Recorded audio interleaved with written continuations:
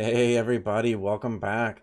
We've got another episode of the Cold Pizza Podcast.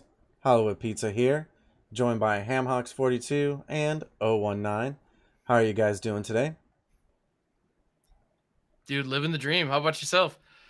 Just chilling, you know how it goes. O1, what's up, homie? Doing great. Yeah, I wish I had a fluffy cat caressing me softly right now, like It Ham is has. it is pretty nice. Yeah, she's That's, my that, little that looks my nice. perpetual co-host. She tends to know right when I'm recording. She'll jump up on the lap and It's try to get true. in the shot. She's a real ham for it. But at the same time, like when I really get animated, when I really get going, like when those sweet plays are coming, or when I punt my brains out, she like starts running because she's like, oh, he's gonna get loud. Yeah, probably. Anyway, but yes. What are we getting into tonight, boys? So, we're going to get to talk about some magic tonight for sure, but Wait, specifically... we're talking about magic? Oh, crap. I'm out. Talking about some I'm out. MTG. I don't know about that. Magic of Gathering the... Indeed. I've heard that. Is that game that Post Malone plays? I've heard so much about. It is, actually. It is Oh, shit. the Okay. Well, in that case, I'm back in. MTG game. I'm not gonna lie, I do love how like we got like one like really like S tier celebrity, Mm-hmm. and all of a sudden Magic is, like there are clips of Howard Stern talking about Magic the Gathering now. Like boy. what? Like I don't know, but Magic is it's good everywhere. for the game, right? I mean, it's getting the game out there. We're getting new players in. That's what we want to see. Look, So as someone who has a stash of mid to late 90s cards in various states of disrepair. These are not mint cards because I played them on a carpet in my friend's living room growing No up. sleeves. oh heck yeah, Sleeves No weren't sleeves. a thing yet. Yeah, Sleeves with are someone who sweet, has yeah. a stack of Gaia's cradles that are heavy play, that are probably only worth probably about $100 or something like that versus the 1,200 they would be in a better state. It's what, I'm all for it. Bring on the celebrities. That's what I say. 100%. Yeah, I'm here for it. It's pretty exciting. I mean, yeah, specifically too for like the older cards, considering like how many of those have probably just been bought more recently, Oh right? sure. Just like the more people come in, the more people want to buy all the best stuff, and I mean, you can't get any better than power, dual lands, any of that stuff. And there's no better way to divide a group of Magic friends than to talk about the reserve list. Oh So my let's- goodness, yes. So let's get into it. I'm ready. But yeah, we're mostly talking about what our favorite sets are today, specifically what cards we have enjoyed from over the years, and kind of just like some memories specifically tied to both of those. Like, essentially, a lot of the time that, we've all played Magic, we've gotten some emotional ties to specific cards, specific memories we've had with friends, and that's kind of like what keeps us playing the game and keeps it fresh and, new.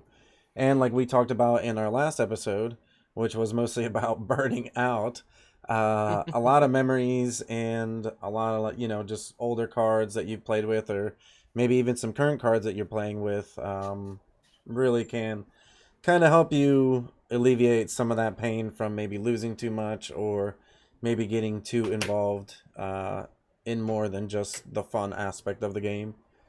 So, what are you guys some of your favorite sets, Sam? I have a soft spot for the early 2000s. For a pretty simple reason. I got started when Scourge was on shelves. That was when really? So 2003 was Okay. was when I was first getting into the game. So it was one of the Onslaught like starter decks. That was my first foray into Magic. So and one of the big beginner products that they were pushing really hard at that point. This is it was right before 8th edition came out. And they were really pushing the 7th edition like starter product on the shelf. So there was a box that if you stepped into Wire or Walmart, walked down the collectible aisle, you saw it, and it had a foil Thorn Elemental as the face. I remember that. Yeah. I of Quite a course good picked card. one of those up. Now I still that's a have that beefy Thorn threat. Elemental to this day, and I absolutely love it. Because that was one of those when I was playing with a big green Stompy deck.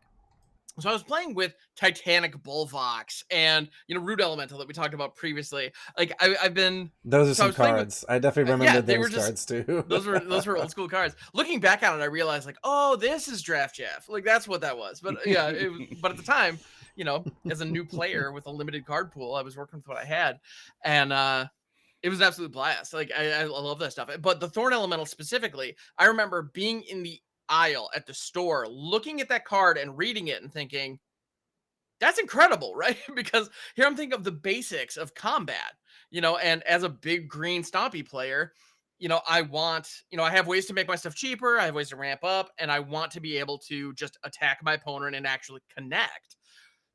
So Thorn Elemental just lets you do that. If you're not familiar, Thorn Elemental is a 7/7 that says it can deal its combat damage as though it weren't blocked. And I believe it costs 7 mana too, And it costs doesn't it? 7. It's 7/7 for Seven 7, for and a 7/7. you can just get straight through. Yeah, Ties the nice terror. blocks. You'll still take Ties the 7. terror. Yep. Yeah, it's like, yeah, if you want to, yeah, well, there's that. It does that to terror. That's true. Well, and it's funny because I was playing cards like that and cards like Might of Oaks. I don't know if you remember that one. Might It's of just Oaks is sweet. Yeah, it that's just, a lot of this thing is a lot just of damage. gigantic. Deal with it. Like that was the kind of, I was hardcore Timmy back in the day when I first started out. Sure. My goal was to get the biggest thing on the board and smash face with it, and it was so satisfying when stuff connected. But yeah, there was Terror, there was Dark Banishing. They were running around. They were the greatest games in town. And so that was where, like, that's where it started. So that's when I fell in love with the game. So I still have a bunch of those old cards. Like I have the playset of Fierce Empath that was in my very first deck, and my playset of Croson It's a really good card. Fierce Empath's classic. I love it. I think Fierce Empath is absolutely great. It's a 1/1 elf for 3. Search your library for a creature with converted mana cost 6 or greater, and put it into your hand. And Croson Drover is a 2/2 elf for 4 that says all your creatures with mana value 6 or higher cost 2 less to play.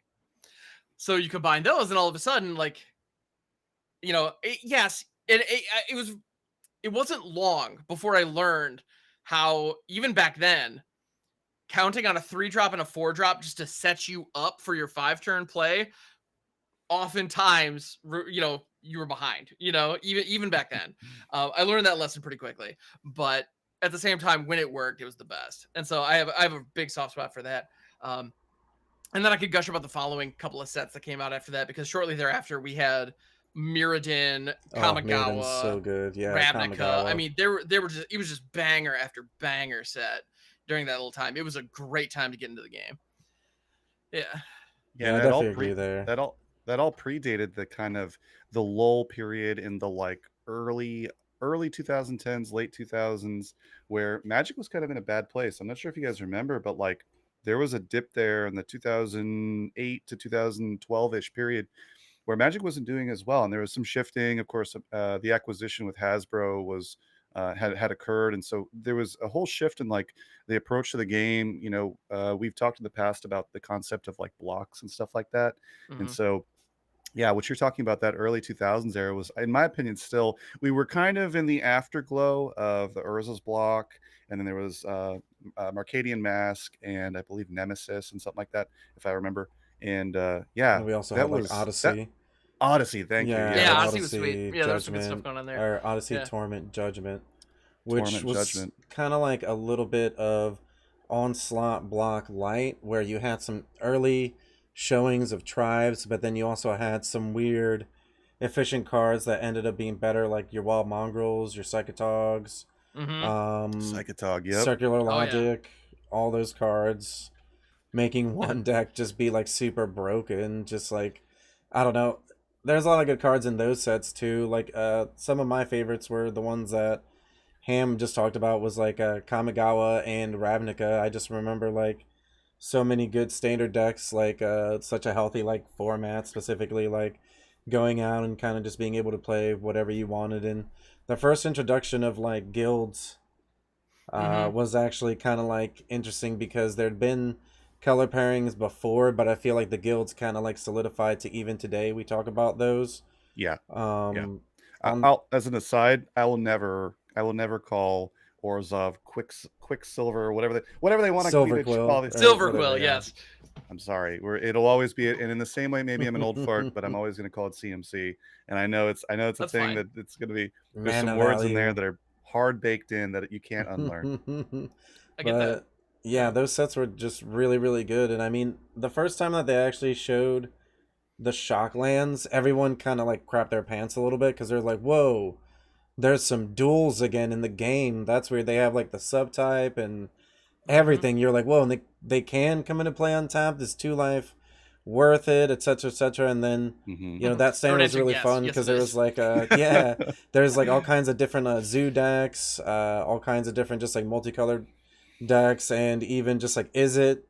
I remember Tron being in the format at that time. Like there was all kinds of different stuff going on, and even Kamigawa had a few cards that were still really good, like Kadama's Reach, the Mm-hmm. Jite.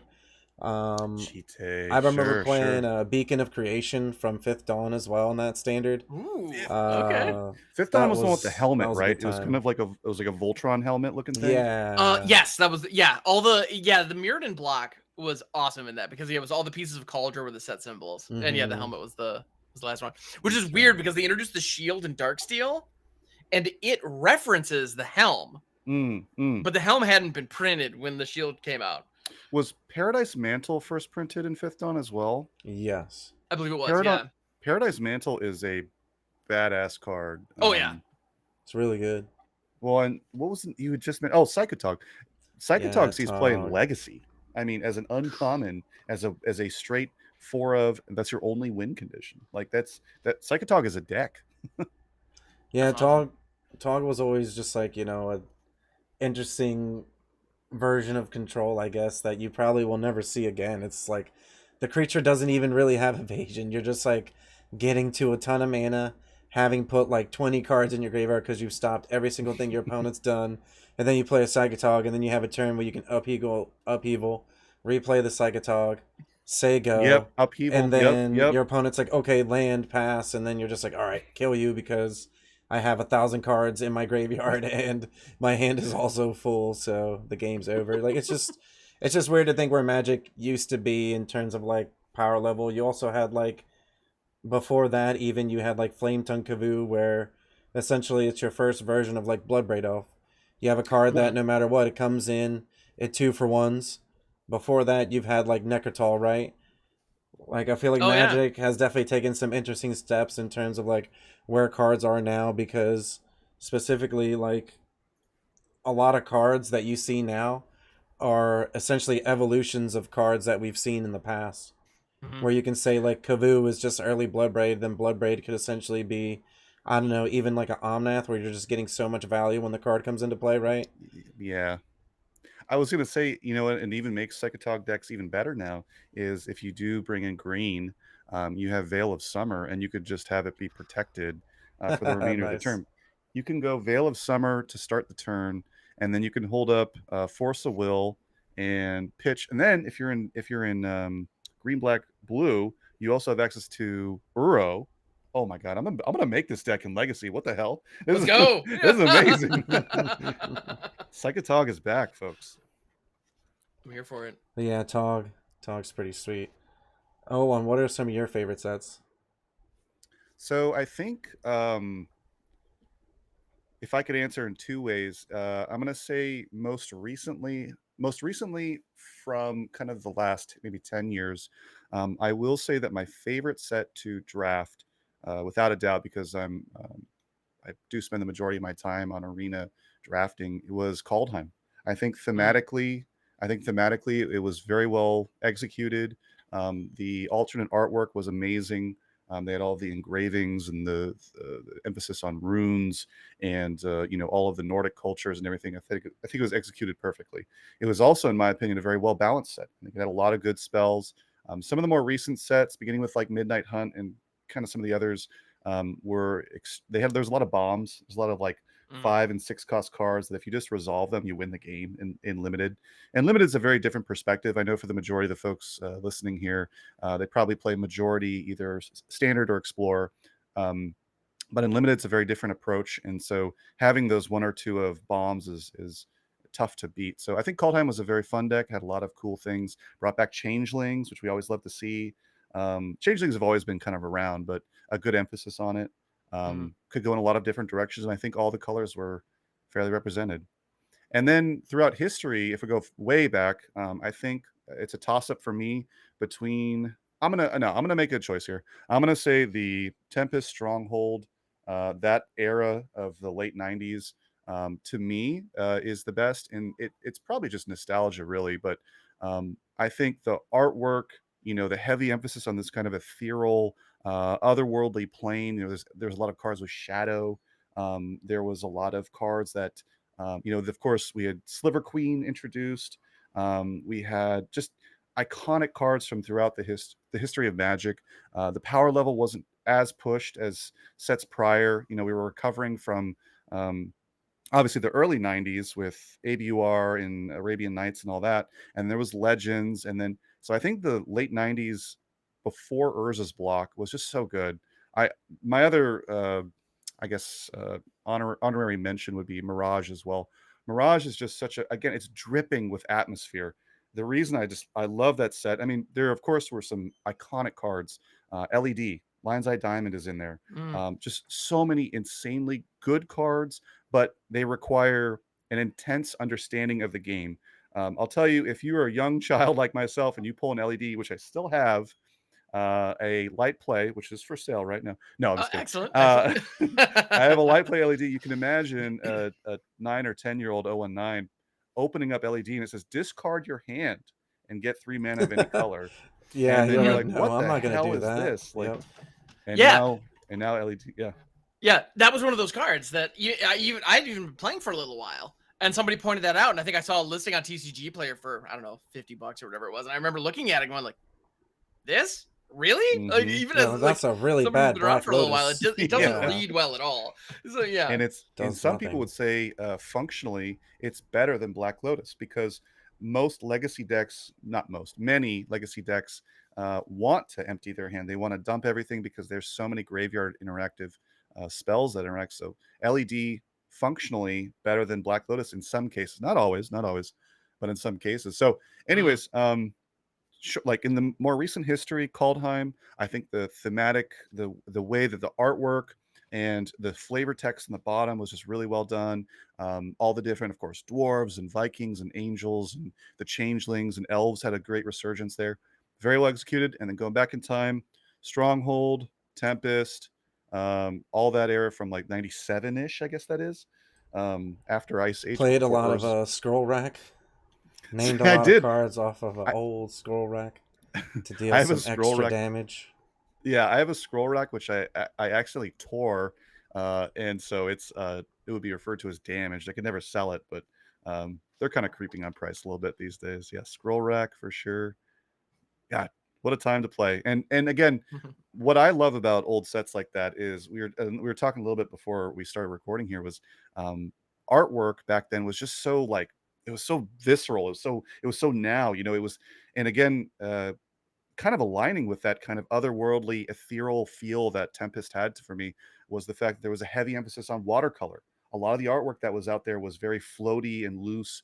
The creatures and everything were, spirits and Djinns and shadow creatures and the N core. I'm not sure if you guys remember that EN-core for redirecting damage and stuff like that. Miserable cards, terrible cards, but just some weird cards. But visually, just visually stunning. What about you, though, Pizza? I'm interested in what your perspective is. Well, I mean, I mostly just like kind of that middle, early 2000s to like 2015 time period. I'd probably say both of my favorite time periods were like Kamigawa and Ravnica are probably two of my favorite sets. Ravnica and then Kamigawa probably in that order, or at least like the blocks, quote unquote.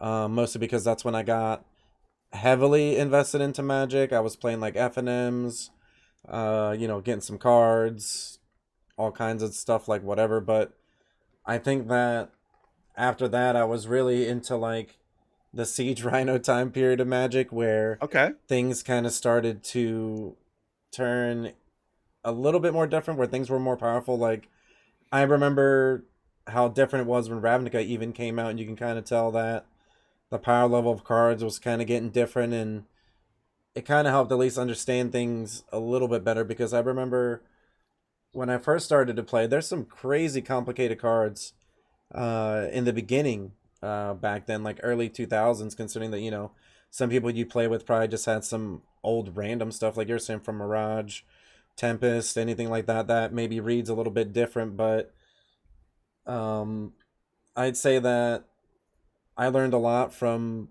playing at the time that I started to learn. Just like Ham said, it was like some of the best time to come in. Mirrodin, Kamigawa, Ravnica, all those sets, they kind of just, I don't know, have a really big place in my heart. And specifically, there's just so many cool mechanics that I think they used from then now, and kind of just like reworded. I mean, just as like an example, if we'll talk about Dominaire for a moment here. If we're using Domain, then we can kind of look back to the way that essentially like even Invasion Block developed, right? Like there's so many different time periods kind of being taken into account.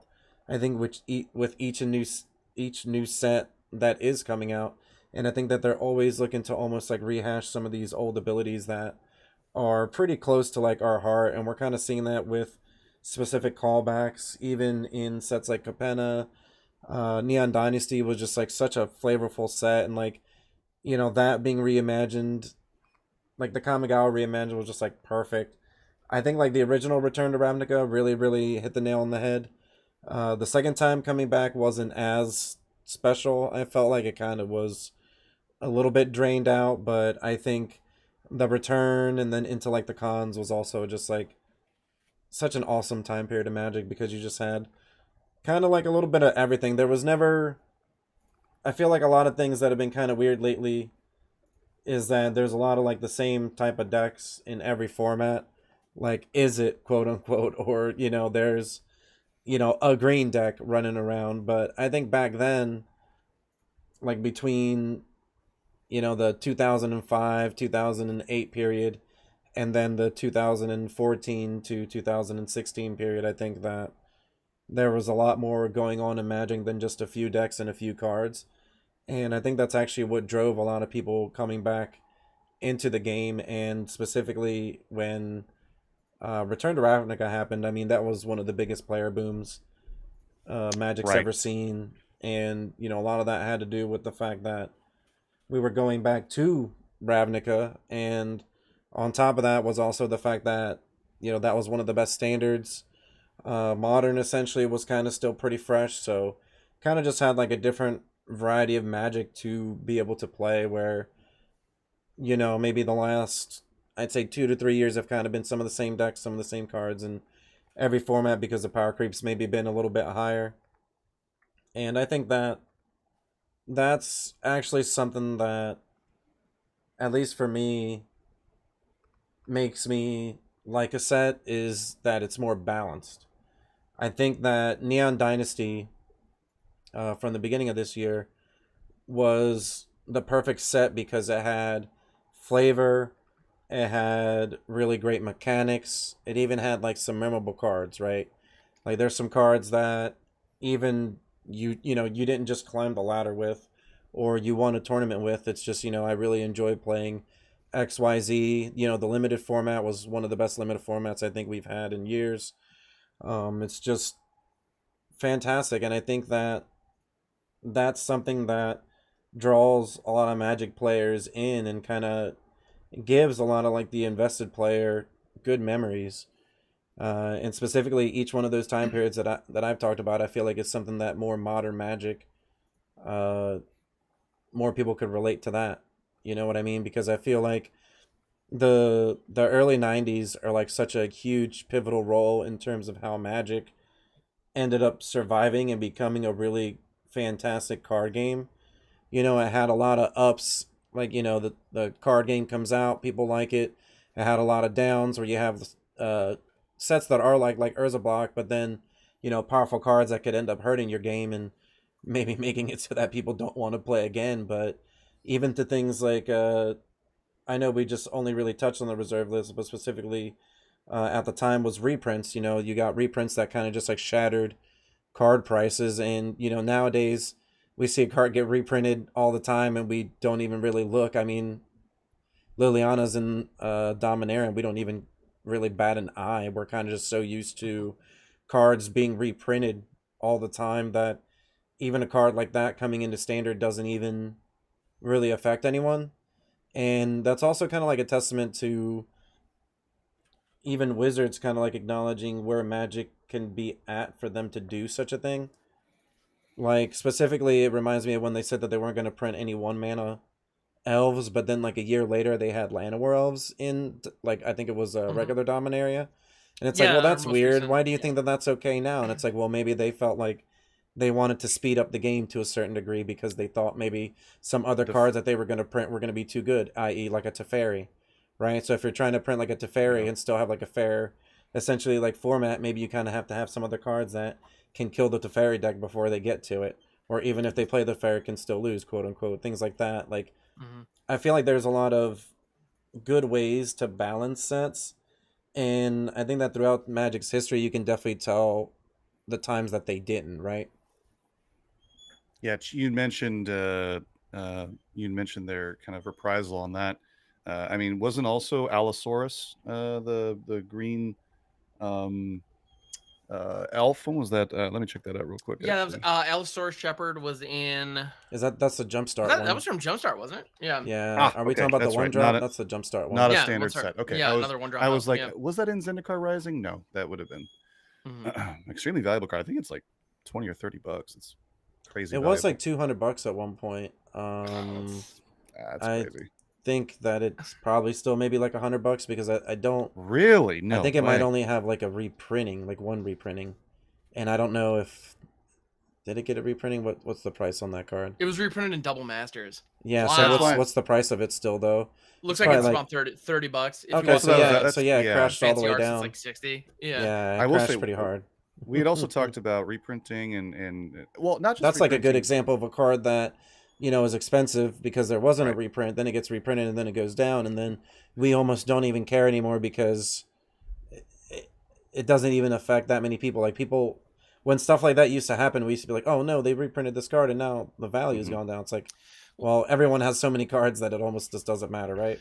Well, and we're at a point here where like we have a card that was reprinted in Jumpstart originally in what 2020, and it had to Mm-hmm. get reprinted in 2022 because its hmm price was so ridiculous. We also had um I know a lot of people were, well, a lot of people are frustrated that Modern Horizons 2 cards weren't reprinted in the most recent Double Master set as of this recording. Um, Yeah, some of those because, elementals are like, probably through the roof at this point. yeah, so exactly, yeah, Solitude and all that. Ragavan. Like, Did Ragavan get reprinted or no? It didn't, right? Ragavan has never No, been, has not. Oh no, That's the and thing. man, Ragavan well, has it not got been pretty banned in rough. reprinted. Legacy, so it's definitely not going to see a reprint. I think it'll see a reprint because it gets played in modern, but it could end up being banned in modern eventually. But I don't think that that's a card that Well, the is problem is really not that even crazy, you know. the problem is not even Ragavan. The problem is that what they did with MH2, and I know we're a little bit Mhm. off topic here. If you want to rein us in, let me know, Pizza. Well, no, But we're still talking about sets. Like essentially, we're talking about the way sets are developed because modern Horizons, right? Modern Horizons 2 specifically, and even you can say definitely Modern Horizons 1 as well, have essentially made some of these formats that were non-rotating into like these formats that now have some of these turbocharged cards in them that make it so that you have to play them, right? You can't not play Fury, you cannot play Solitude, right, Mhm. right, you can't yeah, not play endurance, Ragavan. yeah, Yeah, you can't not yeah. play Saga.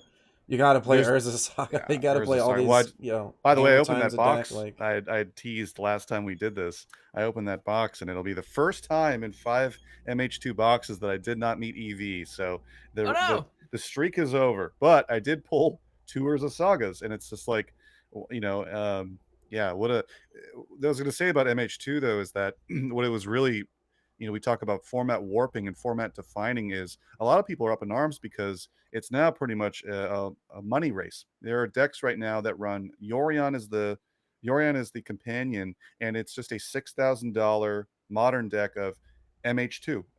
75 to 80% of the cards that are in the deck, they run full stacks of, like you said, Fury, Subtlety, Prismatic endings. all the Mhm. prismatic endings, Yeah. DRC. It's got, and then you run at the top You run end, like you Teferis and run a couple Teferis, Omnaths. Omnaths, and it's just a $6,000 4-color pile of cards. Actually, You the only play the color Wrens too, right? Still, run I think and some of them 6, still play the Wrens. Yeah, Ren and 6, My Life of the goodness. you just play Loam. all the you just play all the best cards, and like I feel like that. So we are going a little bit off topic, but we'll talk about this for a second because I thought that this was an interesting topic. Originally, before the Luris ban, there was a lot of polls going around that were like, "Hey, should Luris be banned?" And my response was no. I had been playing Modern at that time for a bit too. And I just felt like no, because even though you see a good amount of Luris stacks near the top, I think that they're all different types of decks. The thing is that no one is really coming in to stop those Luris decks, like a Chalice of the Void deck, like Right. a deck that essentially preys on the lower cost mana. None of those decks were viable because some of the cheaper cost spells had pretty much become too absurd. Now, essentially, most of those decks could still exist now. The only thing they're really losing is their companion. The difference is that at that time, a same deck existed, I felt like, which was the 4-color Yorion deck. And I figured if Luris was banned, then Yorion is just the best deck because of companion.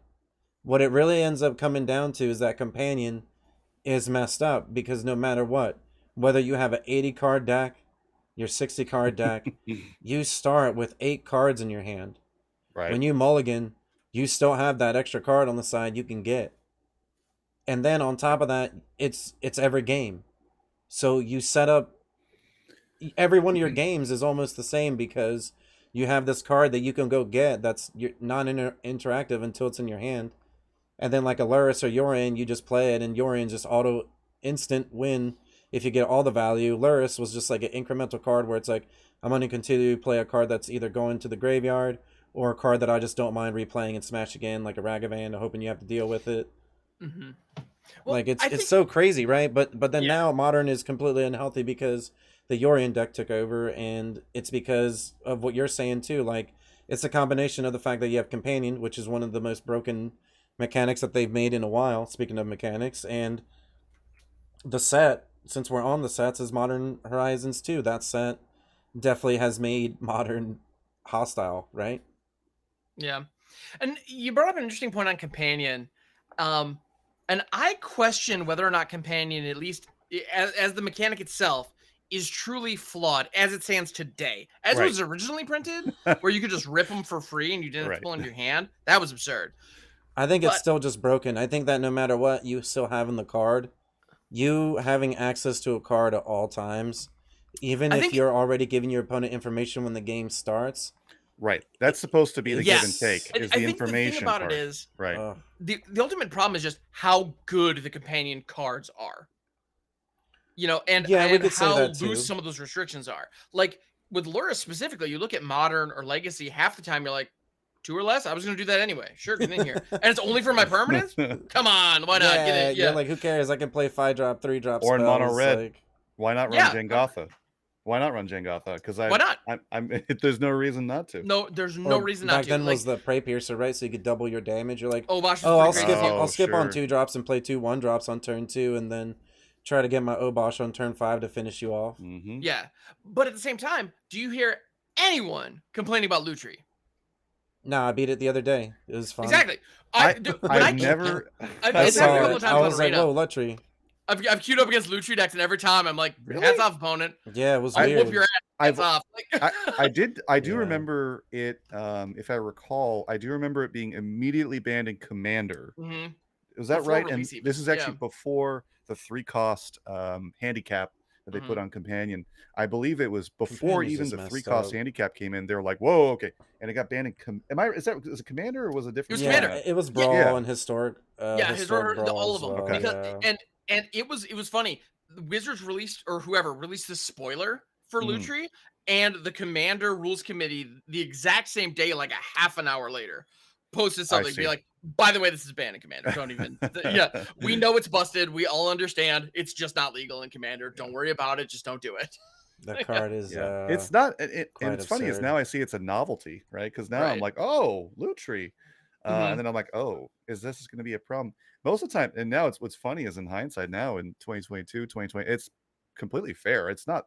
There's a lot more busted things going on in Hmm. alchemy than there is in that thing. Oh, 100%. Yeah. Well, but the deck build, but I think the big key there is in order to get a free 8th card, and the card Illusory is actually a very powerful card. 3/2 for Yeah. 3 with flash that can copy a spell on ETB. That's legit. That's a card. But the companion restriction for Lutri is that you have to be playing Singleton. And if you've Right, ever tried playing Singleton in a non-Singleton format, it does not go It's well. like right. you're playing a really weird draft deck in Hmm. Constructed. Yeah, I've it's what it seen it. feels like Yeah, I, because I've you're seen. Yeah, yeah, it's rough. It's very difficult to get it to fire. people It's just try because your it. deck is by Or like a design not toolbox consistent. type of deck. Yeah, Yeah. Could feel like. I think what is it? Didn't recently on one of I think Han, you had commented on both the first and the second half of the recent Explorer Yes. Open, and there was a person who was playing Rawl with an Is It deck. Yes. The one time I think I've seen Lutri actually go off in constructed like that relatively recently was they had something like that where it was a Rawl. We get to play things from our graveyard. Also, it might have had 3 Chandra, the one that lets you play an Ooh. instant or sorcery. You minus her. Most people just use her 0 ability and make the 2 1/1 elementals that have Yeah, I haste, know Hmm. what you're and then they talking get about. sacrificed. But Yeah. her minus lets you dig for an instant or sorcery, replay it. The one time I think I've seen Lutri played like that was like a Rawl Chandra. But again, it's that handicap is significant. And if I were to build a deck like that, I'll tell you right now, because of that handicap, I would much rather, if Lutri is a combo piece, I'd much rather have 4 in the main than have one in my companion slot. Yeah. And actually, I've been You now know? that I've mentioned in the past, my favorite archetype to build around is the Doom Foretold shell. Hmm. And what I've Such found a now Yorion is deck. Totally. That deck which Yeah. is a exactly super Yorion deck. which and I bounce back and forth between diluting the chances of me pulling Doom Foretold and just running 3 or 4 copies main board. Because if you go to 80, your chances of pulling it off the top, of course, diminish by a pretty reasonable percentage. If you just run 3 or 4 main and you just have a ton of ETB triggers, you can run, and then because it may be instantly removed. We don't have Edict here in Explorer. Oh wait, no, do we have Edict? Let me see here. Like just 2 mana. Yeah, 2 mana. We don't There's the have trial. The trial exists with that sorcery speed. Hmm. okay, because yeah, we don't have the one that splits second. That's the one that I'm thinking of here. Not Chainer's Edict. We Oh, do have Sudden Chainer's Edict? Edict in Yeah. Historic. We have Chainer's Edict. Anyway, what I'm getting at is in the same argument, like you were just saying, the option of running those type of companion cards main board. Also, of course, everyone got excited when we saw the new Historic Anthology set, and we saw Siege Rhino. I know Pizza, you'd mentioned that was one of your favorite eras from about I think 2014 is when Siege Rhino came out, and then also Goith and a bunch of other great stuff in Abzan. Tireless Tracker from 20, Yeah, Tracker was 2018, right. And so what I 2017, did something like that. I think it was. I can't So what remember. I did is I just made kind of a Abzan pile, and it actually did relatively well because you can't, with the restrictions on there, you couldn't run Tireless Tracker and Rhino. And I was like, I want to put all of these new Abzan toys into one deck. So I just ran 4 Luris main board and non-companion, and it was way better than trying to work around the restrictions and have to deal with just 2 CMC or less permanents. I believe it. But none of this would be a problem if the companions weren't so pushed. Yeah, I think That's the that's thing. definitely like the Yeah, thing. Give me, like if you think about it, yes, having an 8th card is strong. It's valuable. But can you right. imagine if that was a hill giant over there, Right, or a right, grizzly bear that you can pull right, into right, your right. hand? Like some games it might be relevant, but most, I Yeah, mean, it's not really doing anything for you. yeah, The fact sure. that all those companions do so much for Hmm. what I mean. I mean, Yorion is I'll be honest. I build Yorion decks all the time because I Mm. love ETB triggers. And if you're doing anything in a format where Yorion is legal that has ETB triggers, you just put Yorion in there. And I also struggle with cutting cards for my decks, so There you go. Make it why not easy. add 20 more? That's fine. There you You got go. more room to work. So I actually have a question for you guys because I feel like this conversation, to me, at least like some of it, is power creep. Totally. Do you guys remember when cards used to have disadvantages? Now I feel like the disadvantage of a card is it doesn't have enough abilities. Like it has stats, it has like 2 keywords, it has a paragraph of text, and you're like, yeah, but when it comes in, it doesn't do anything. So, unless, I guess what you're really doing there is that strong, then, that card sucks. Whereas back then, you're like, yeah, Juzum Jin. You're like, yeah, 4 mana, 5/5, I take a damage. This card's busted. You're like, yeah, I'll take a damage because my opponent's taking 5. Who cares? Right. It doesn't die to terror. Meh. You Yeah, know what I yeah, mean? Like, exactly. Right. it's I so was gonna different. say, It's just the so very different now.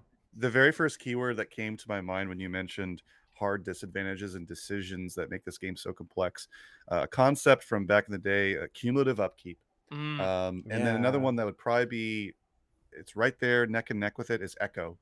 And there are a couple of iconic cards in Magic's history that have Echo.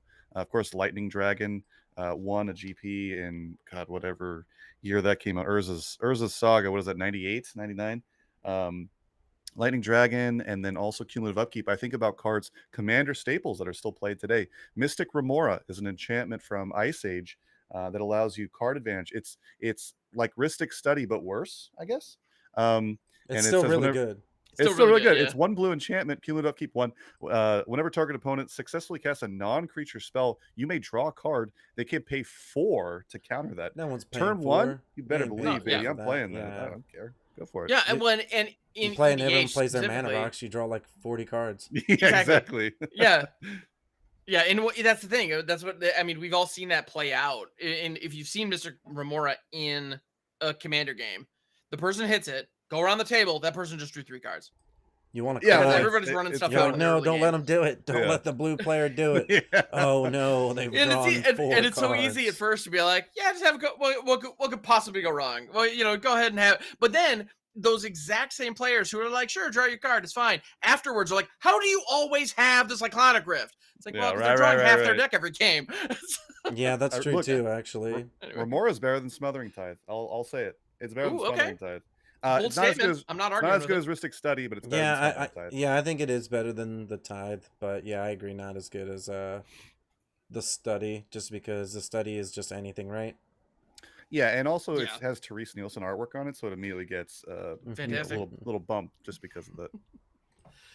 Absolutely. Well, and you mentioned Echo. Like, if you weren't gonna, when you mentioned cumulative upkeep, I was thinking Echo. So if you weren't gonna say it, I was. Right. Echo is just weird. It's like it's an upkeep once, but the upkeep is the casting cost on a lot of cards. Like one card that I absolutely adored from back in the day was Bone Shredder. Yeah. Yeah, classic. It got reprinted in the Mystery Boosters. As a nice. Actually, special- and it was reprinted in Modern Horizons too. This is modern legal, everybody. I don't know What why card- you'd want What it. card is it? Bone Shredder. Bone It is a- Shredder. Wow, what a old Right? school card. What was Banishing, dark banishing on a creature, right? Yeah, it's well, it's not even. It's terror. It's You're straight up right. terror on Terror a on a 1/1 creature. flyer. For 3. So when Bone Shredder enters the battlefield, destroy target non-artifact, non-black creature. Get a 1/1 flyer for 3 with Echo 3. So you play it for 3, you get a 1/1 flyer, you kill the thing. That's fine, frankly. However, Now you get a body. and you get a body. So a body that you are more than happy to block with that first turn if you get a chance. Because if you don't, your upkeep rolls around, and your choices are to sacrifice it or pay 3 to keep it. Nah. So you have to spend 6 mana to keep a 1/1 flyer on the board. Yeah, I probably just let it die. That's rough. Oh yeah, you let it die pretty much And every actually, time. now that I'm looking at it, maybe I mistook Modern Horizons 2 reprint for Mystery. I'm not seeing Magic's it so on different. Mystery. Imagine having downsides, guys. Like, imagine a time where your cards just suck. Like, you're like, yeah, 2 mana. Your best card is literally 2 mana, 2/2. Mm-hmm. That's the best card in your constructed deck. And you're like, yeah, no drawbacks. Like nowadays it's just so. Oh, I can't even. These 2-drop. The 1-drop, Ragavan. Imagine Ragavan in Alpha. You're like, no. That card's banned. Insta banned. Immediately. Get it out of here. Are you kidding? Immediately, Well, yeah. I That think you versus guys Shivan. Can you imagine the people who didn't pick up on Ragavan and were still trying to jam the Shivans? Go ahead and bring up Wilson, Bear Comrade, from the most recent Alchemy set. So now let's go ahead and go back. Let's take a time back to 1993. And Grizzly Bears is a very good card. It's a 2-mana 2/2 bear. No drawbacks. And No drawbacks. No drawbacks. Remember, no drawbacks are a big drawbacks. deal. Very, Creatures on very rate. good card. Creatures on rate Right. cost you an eye and a fucking leg. I mean, let's And be now- honest. Well, that was what made green so good, right? Is it Right. got creatures Right. on rate like all the way up the curve. That's what made Crawlworm. green so special. Crawlworm Right. was lit. Crawlworm. You get a Mhm. Compete with the 2/4 Shiva, spider right? with reach for 4. Whoa, that's value, baby. Big time. Oh, yeah, straight let's go. value. So go. imagine you go back, you show someone from 1993. So they've got grizzly bears, and this is the bees. They're just ramping up. They got giant growth. They got worms. They got spiders. They got mammoths. They got big dumb green creatures. You show them Wilson here, which has, what am I looking at? 4 keywords, and one of those keywords doesn't even describe what it is because it's a digital only card that when you hover over it on something called a personal computer with cable internet connect. Anyway, not enough about that. But it's got 4 keywords on it, and they're all absurd. Reach, trample, ward, which is a keyword which did not exist back then, which is if they want to interact with it, it costs them 2 more. And you can specialize it, you can just make it better. It's madness. If you want to talk about power creep, I think Wilson and Grizzly Bears is the perfect pin needle drop example of how the game has changed. Yeah, Absolutely. by a And huge margin. Not only can you go back in time and show that person this card exists, but you can also follow it up with, and it's not good enough to see play. And it doesn't even. Yeah, and this card isn't even good. And they'd be No, like, nobody runs this. What do you mean? What's a pretty good good card limited. look like then? Their mind would be broken. It's Right? like showing them Quest and Beast and being like, this card was only played sometimes. Yeah, it was Sideboard. decent Like, in a couple it's decks. sideboard. Yeah, it was good in a few decks. It was a sideboard card in some others. It was good with the cleave on it. The cleave was better, and then they read the cleave Yeah. and they're like, oh my god. And then, man, Magic is like it's so crazy. You're right. Like you're like, yeah, 2-mana 2/2, and then they're like, okay, 2-mana 2/2 that when another card just exists, it gets +1/+1, and then once it gets +1/+1, then I actually get to draw a card, do a cartwheel, give a high five to the person next to me, and then flip my opponent's deck over. And then they're like, Yeah. okay, And then you say, 3-mana 3/3, and you're like, cool story. Like that's where personal. Magic's become, right? Like it's just so absurd. Well, I It mean- really is like that absurd though. Like I mean, you can go back through history and look at all the tournament GP results from throughout history, and going into the mid 90s, after we had already seen like Legends and some other sets, Arabian Nights and stuff like that. The 2/3 Minotaur for 3 was still seen main board play on Heirloom mono red Minotaur. decks. let's yeah, go. card's classic. I Yeah. mean, imagine. I almost want to. Sometimes I wonder if there's like a way that you could, you have an absurd deck surrounding it, right? You have burn, or you have some type of archetype that's just pushed, and then you put a one of copy in there as like your 61st card, and it's like the Minotaur, and then you just one game, man, just one game. I want to resolve it, and then swing for lethal and be like, yeah, he was right here. It was all him. I did it That'd be because of and him. You need to record that game, put it up on YouTube. Like Heirloom Yeah. Minotaur still got it. Like, Yeah, yes. exactly. Still coming in with the classic. Unstoppable. Love it. Yeah. Other 1000% win rate with the Heirloom Minotaur deck. 4-0. Yeah, exactly. Turn gonna- 1, Raging Goblin. Turn 2, I don't know, freaking Goblin I was Raiders. gonna say more like Goblin Raiders. There it is. And then turn 3, Yeah. Minotaur. We're doing it. Yeah. I was This even is- thinking in modern you could go like Goblin Guide or like Swift Spear, and Okay. then just stack them up with all of the you get the lightning bolt and all that stuff, and just have them at 1 health, just hanging on for dear life, and you resolve that 3 minutes. You already have them dead to rights, but the thing is this: you got to have them not concede before then. So I mean, that's, Ooh, that's a that's tricky all. part. That's Yeah. a a tall tough order. one. That's a Mhm. tough one. One thing I think we are we've been kind of dancing around the perimeter of, but really haven't got into, is the concept of blocks. And Mm. how I think, and I mentioned earlier, one of the things that I love the most about Kaldheim is I was really hoping this might be a return to kind of more thematic sets that not just the cards themselves with the flavor text and all the cards kind of having these interlinking stories and an overarching meta about them, was also the fact that sets were kind of conjoined throughout a year, and so you'd see 3 sets over the period of a year, and they also had an accompanying novels, and they had other small short stories. So the Magic the Gathering website has morphed dramatically. I mean, it looks like a mobile game. Looks like every other mobile game website now. It's just like Mhm. link to download the client and all this stuff. Once upon a time, the MTG website was a lot just of like articles from like R&D folks who worked at The Wizards, daily and then card, there's a daily story. daily Mhm. card. At the end of the Oh, No, week, you get your daily, or you get the weekly wallpaper, and then oh, you also had like the yes, each wallpaper. day of the Yeah, week that's was a different right. type of article that was building on the yeah, budget. On they had like a whole, Yeah. Tuesdays, Mondays, they had like yeah, a whole article about like Oh, research and like development, yeah. I think and there was just so much going on. they had a whole stable of writers, and they had like each doing a weekly article, and they staggered them so there was a new like column every oh, single day. oh yeah. I remember reading those. It was sweet. Yeah, those were fantastic. Oh. I would love to see them go back to something like that. There's another one. Hmm. I don't. I won't name drop because whatever. But there's a YouTuber who also does a bit about like the history of that and the downfall, unfortunately, of the literature that accompanies Magic, Mm. and it has been a crying shame because I looked forward to that. I don't know for any of the old listeners or viewers out here who remember that. I looked forward to being able to like read about I don't know what is Coral doing this week, or what is I don't know. What is I don't know. Some of the older stories from before we even regard them as being planeswalkers or just pivotal characters. I'd look forward to being able to see what's happening, what's occurring, and it made it much more of just like a expansive and interactive medium that just didn't exist on paper because, of course, what MTG Online only came around in 2004, I think 2003, 2004. Something like Let me take that. a look here. Yeah. I miss. Do you remember when Fat Packs used to come with a book? Like it came with a book, a dice, Oh, Yeah. your so cool. cards. Oh man, You I'm got to 2002, learn by a the little way, bit more is of the MTG Online. story. Like I Yeah. feel like there's a lot of things that are a lot different than it used to be, which is why like going back to some of these sets in Magic's past kind of gets you excited because it does bring back a lot of memories when we've been enjoying Magic the most. Is yeah. when all of it's kind of firing off. The story makes sense. The cards are great.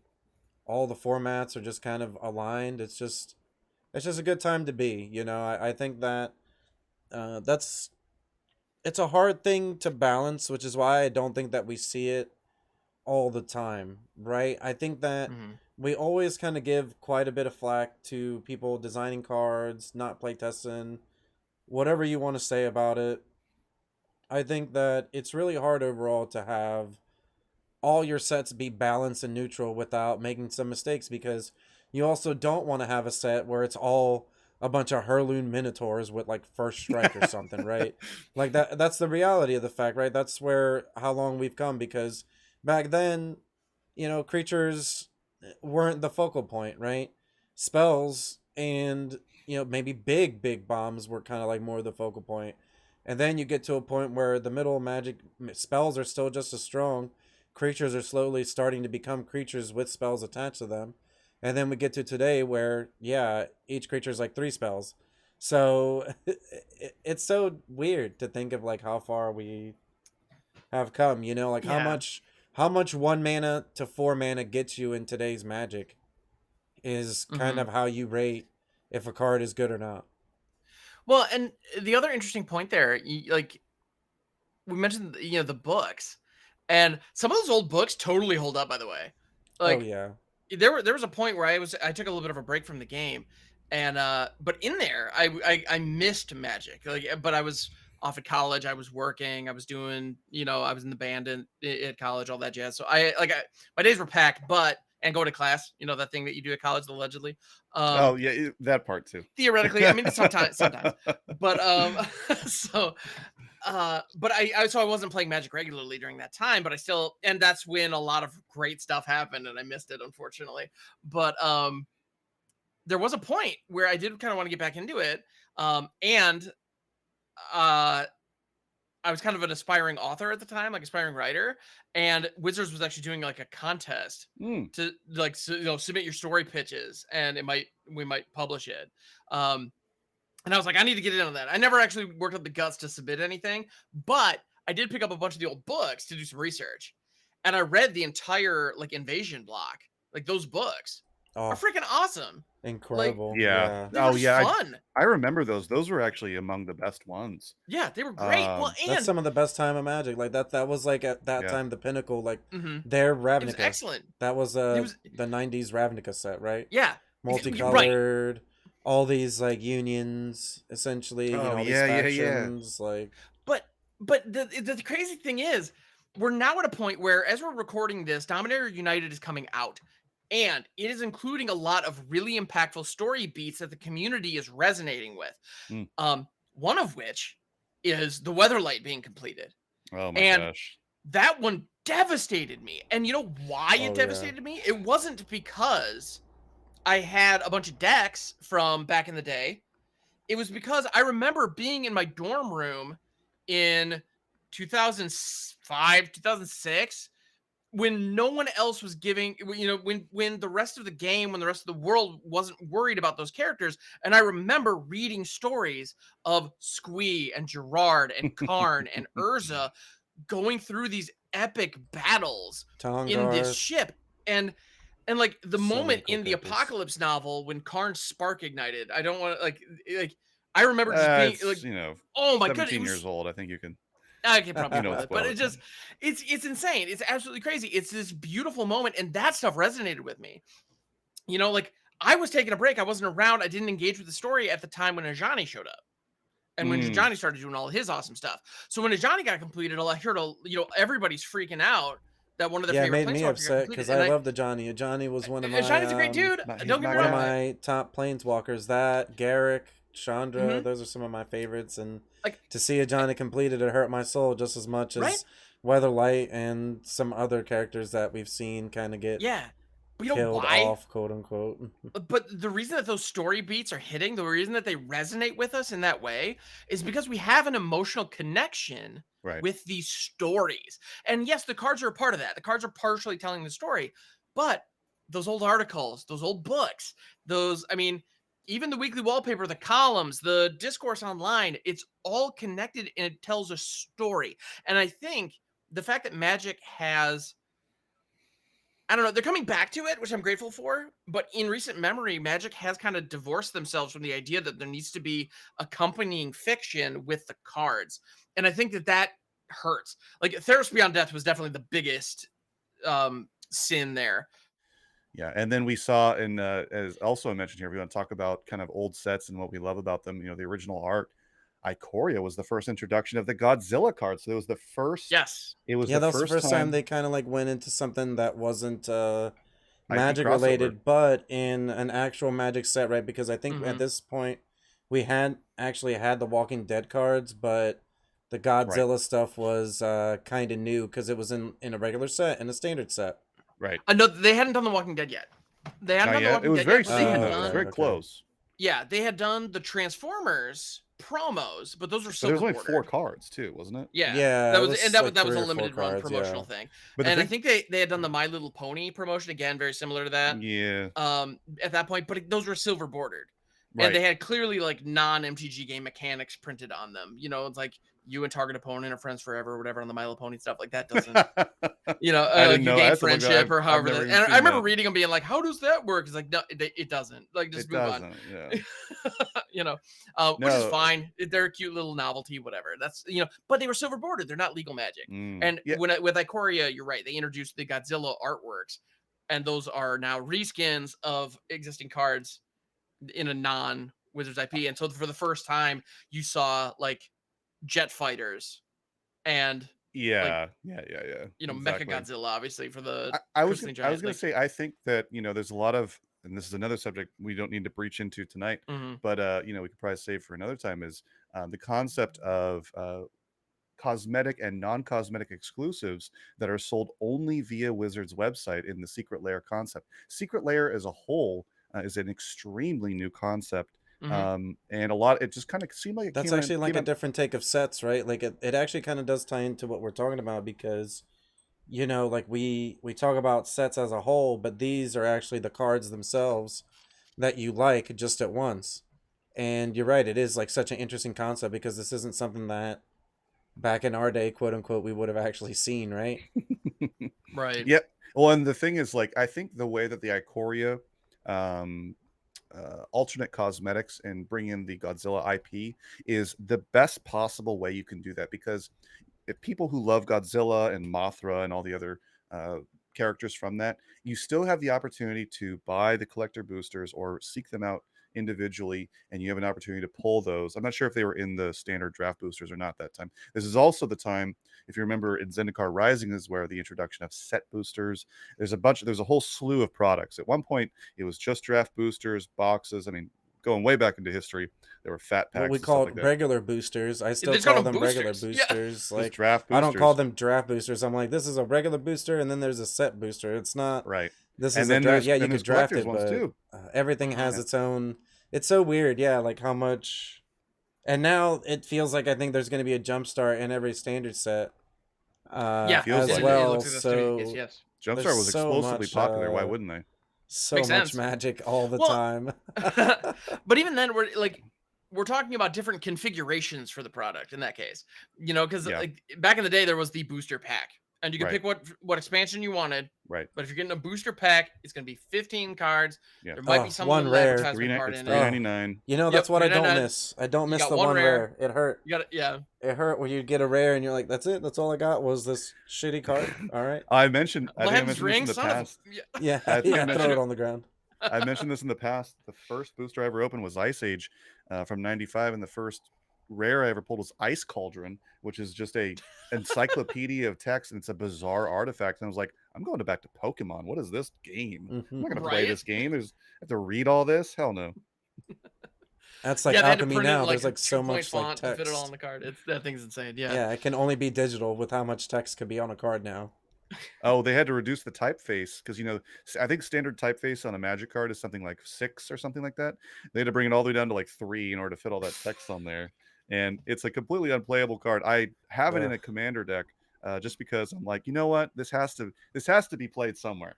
This I love it. this but it's miserable. But yeah, going back to the thing they were talking about with just kind of like sets in general concept of how we talk about pretty much ropes and everything, power creep, sets that we love, things that we enjoyed. The thing I liked about Ikoria and the thing I liked about the IP tie-in with Godzilla is I think that's the best execution where it doesn't hurt anyone's feelings. If you don't want to buy the collector's version of whatever the set is, or you don't want to don't care for Godzilla, just buy the regular cards. There's no modifications to the cards. It's just completely, for example, for Godzilla Doom Inevitable, it's Yodaro. It's the same card and it's still legal. It's just that it has this cosmetic thing on top of it.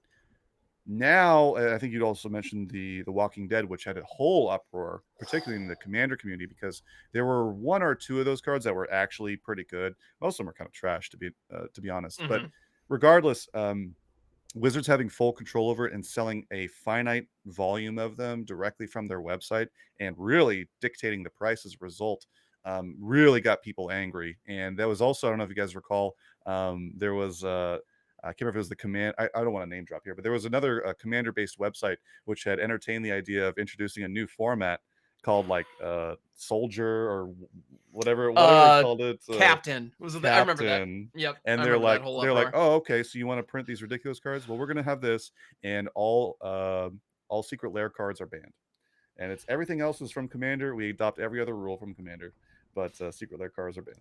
Yeah, that was Commander's, crazy. a The whole original other can of worms. Yeah, I remember that whole thing. The original video was funny too because the creator, who's a great creator by the way, like he even basically like he did it kind of as a joke, but at the end he was like, "Am I being serious? Well, I guess that's up to you guys." Yeah, right. He like, he's kind of like, "This is a crazy idea. Like, if we don't like what the Commander Rules Committee is doing, Right, we can just do our own thing. If you guys want to, just put it out there." Well, and I don't have yeah. to tell you guys, but for those who maybe don't play a lot of Commander or not familiar with EDH or just what we're talking about in general, Commander did not start as a regulated format from Wizards. This was a community-driven format that then had a elected, quote-unquote, group of folks who kind of represented not just the different color wheels, but also just kind of the game in general. And their job was to kind of regulate the game internally. It was kind of like the Bitcoin of Magic because it was decentralized and it kind of had we had invented this thing and it was a fun way of playing the game in a different way. And then Wizards, seeing the success of it, declared, I believe it was 2020. Did they say the year of Commander? Do you guys remember that? Oh yeah. What was that? I can't remember what year that was. No, I think it was That's before that 2021 because there were Commander decks that came out before that. Originally, it was like 2012, 2013. I think it was 2013 was when the original commanders came out because the scavenging ooze. I just remember whatever set scavenging ooze was in the original commander one. That's when we actually started to see wizards acknowledge the fact that it was like a format and kind of brought it more into light. And I think I'm speaking more Yes. specifically about recent history where Mhm. they had a whole campaign on their product where they called it the Year of Commander. I think it was within the past 5 years. No, yeah, I it think was that was in the last few 2020. Yeah. years. Yeah, maybe it was 2020. Yeah. Yeah. And well, and they declared it the year commander, and that's when they started introducing commander cards alongside every single standard set.